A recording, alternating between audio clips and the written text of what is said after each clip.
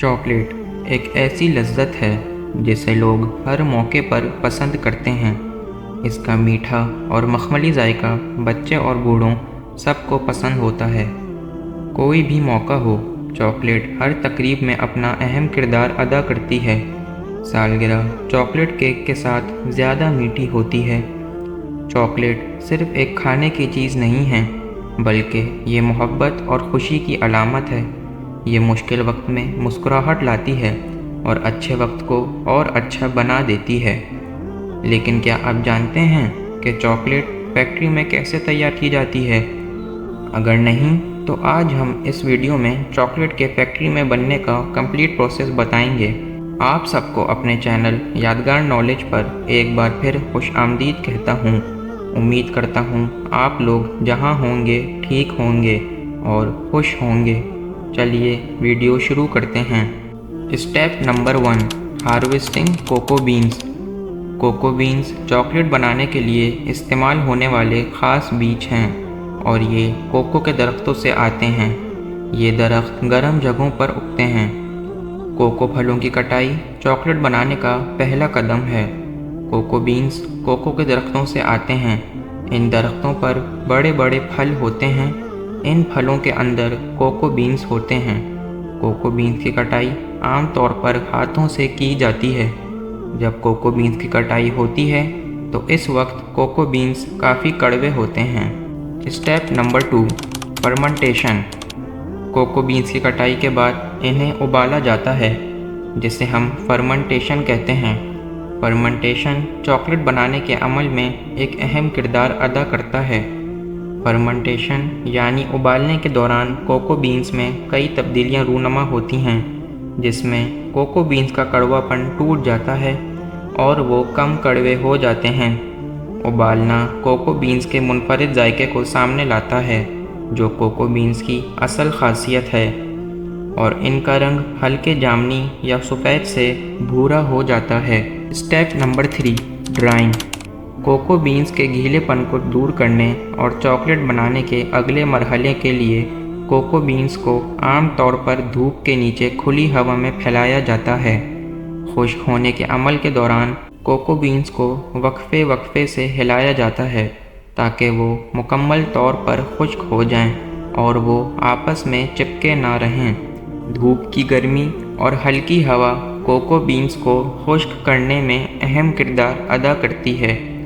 ایک بار جب cocoa Benz مکمل طور پر خشک ہو جائیں تو انہیں بیگ میں رکھا جاتا ہے اور چاکلیٹ فیکٹری میں بھیجنے کے لیے تیار کیا جاتا ہے۔ Step number 4، roasting. Cocoa beans کو ابالنے اور خشک کرنے کے بعد انہیں بھوننے کے لیے تیار کیا جاتا ہے۔ روسٹنگ کا کام روسٹ کرنے والی مشینوں یا اوون میں کیا جاتا ہے اور ٹیمپریچر کو 120 ڈگری سیلسیس سے 175 ڈگری سیلسیس کے درمیان رکھا جاتا ہے۔ روسٹنگ کرنے سے یا کوکو بینز کو بھوننے سے وہ کڑواہٹ کم ہو جاتی ہے جو بغیر روسٹ کیے ہوئے کوکو بینز میں موجود ہوتی ہے۔ روسٹنگ کے بعد کوکو بینز کو ٹھنڈا کیا جاتا ہے۔ یہ ہوا یا پانی کے کولنگ سسٹم کا استعمال کر کے بھی کیا جا سکتا ہے۔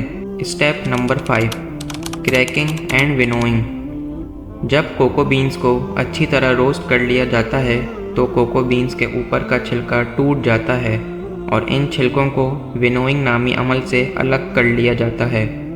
کوکو بینز کے چھلکوں کو الگ کرنے کے بعد اس میں چھوٹے چھوٹے ٹکڑے رہ جاتے ہیں جنہیں نبز کہا جاتا ہے، اور انہی نبز میں کوکو بٹر بھی موجود ہوتا ہے۔ Step number 6، grinding.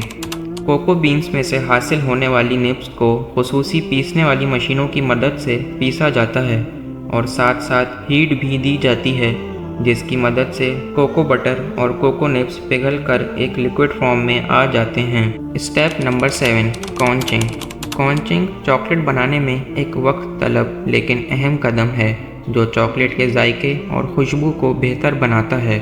اس پروسیس میں چاکلیٹ کو گرم کرنا، مکس کرنا اور ہوا دینا شامل ہے، جس کے نتیجے میں ہمیں ایک بہتر ذائقے والی چاکلیٹ حاصل ہوتی ہے۔ Step number 8، tampering.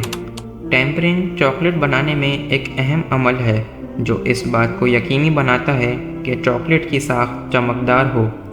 اس پروسیس میں چاکلیٹ کو مخصوص ٹیمپریچر پر احتیاط سے گرم اور ٹھنڈا کرنا شامل ہے۔ یہ عمل اس بات کو یقینی بناتا ہے کہ کوکو بٹر کے مالیکیول ایک مستحکم شکل میں کرسٹلائز ہو جائیں۔ Step number 9، moulding and cooling. اس پروسیس میں لیکوڈ چاکلیٹ کو مختلف شکلوں میں ڈھالنے کے لیے سانچوں میں ڈالا جاتا ہے، پھر چاکلیٹ کو ٹھنڈا کرنے کے لیے چھوڑ دیا جاتا ہے۔ Step number 10، packing. چاکلیٹ کے ٹھنڈا اور سخت ہونے کے بعد اسے سانچوں سے ہٹا دیا جاتا ہے، پیک کیا جاتا ہے اور پھر تقسیم اور فروخت کے لیے تیار کیا جاتا ہے، جسے آپ سب لوگ خوب لطف اندوز ہو کر کھاتے ہیں۔